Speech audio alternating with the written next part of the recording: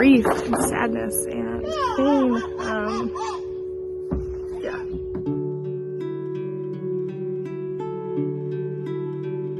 So Ellery has 3 older brothers, and we were just elated when we found out we were gonna have a girl. We were like, oh, we get to have our princess too.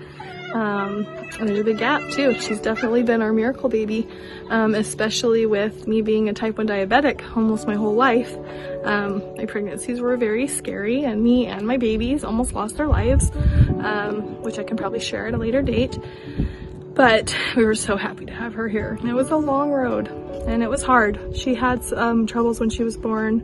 She was 4 weeks premature, and yeah, we just dealt with some different things with her stomach not being developed all the way and struggles. And then we got to a good place, and we were really, really thankful.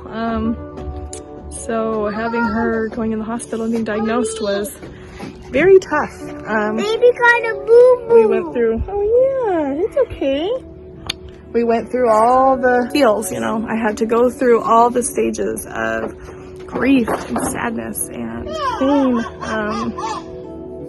Yeah. And for a long time I didn't even have anger because I was just so sad. It's just really hard to see my little one, and for any parent that has a little one that has to endure this disease. It's brutal and it's hard. But then I went through all of that pain being that parent and going, man, my child has to go through this all day, every day. And then thinking about what life is like because I've lived it too. So it was raw and it was deep and it was really hard.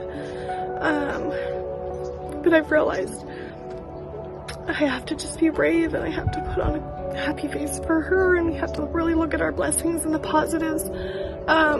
It sure makes me older and be thankful she's still here.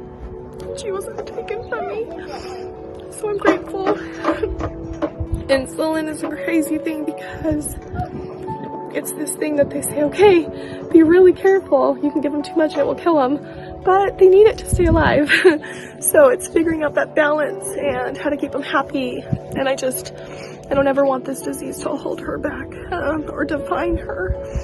She could be anything she wants and do anything she wants. Sorry, all of the emotions are coming back because I think about it and I talk about it. Sometimes I'll be fine for days or weeks, and then it'll hit me and it'll just be like the floodgates. Because it's hard, you know, to think about the life that we had right before and how I could just give my little girl a bath and read her a story and put her to bed. And things are a lot tougher now.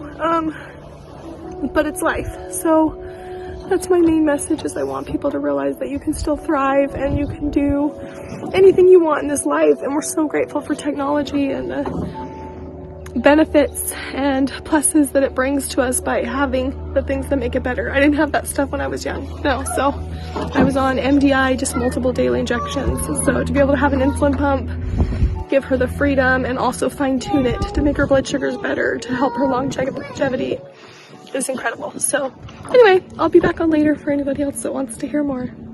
And you guys can always let me know if there's certain things you want me to talk about, or things that maybe I've lived, or questions, or whatever. You know, we can all learn from each other is what I'm thinking. I really just want to advocate for those with type 1 diabetes.